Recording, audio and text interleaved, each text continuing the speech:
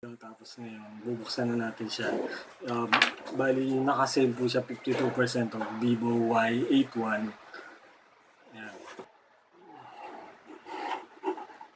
Nung January, I think nasa 12,000 ata ito.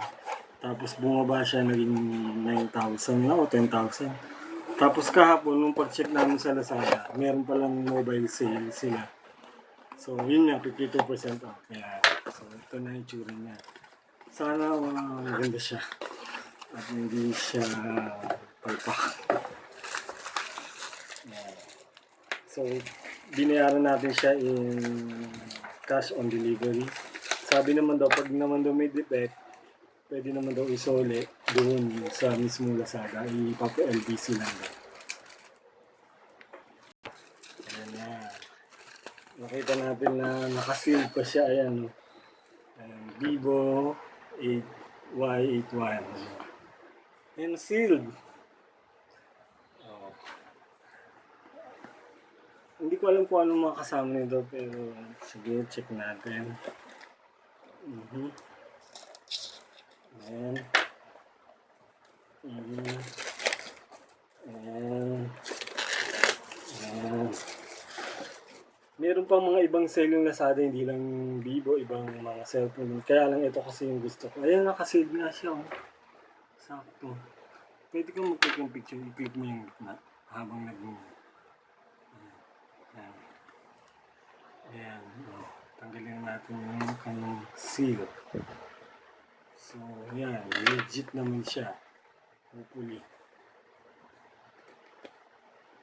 Ayan. Tignan mo yung laman. Tutok mo. Ayan.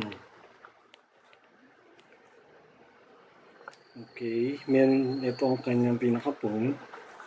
Tapos ano to? Sticker. Kanyang guide. May pin. Pampasyata ng ejector. Ayan. Meron siyang kasamang charger. Huwag na kayong mag-expect na may kasama siyang headset at saka ano pang previous kasi 52% lang ala eh. So ayan. Check natin. Siguro naman may laman na yung battery nito. Ayan. Ano ba yan?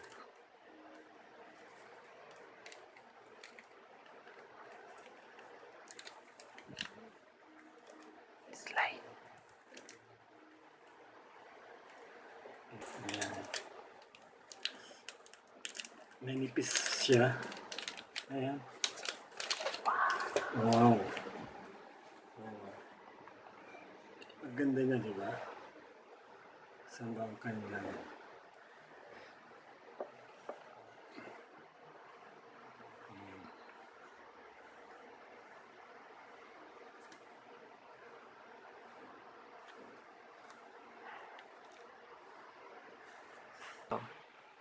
So yan ngayon, since nag-open na siya, download na natin siya ng mga ibang app. Pero may mga pre-installed na siya. So yan, yun lang naman. Sana maging maganda to.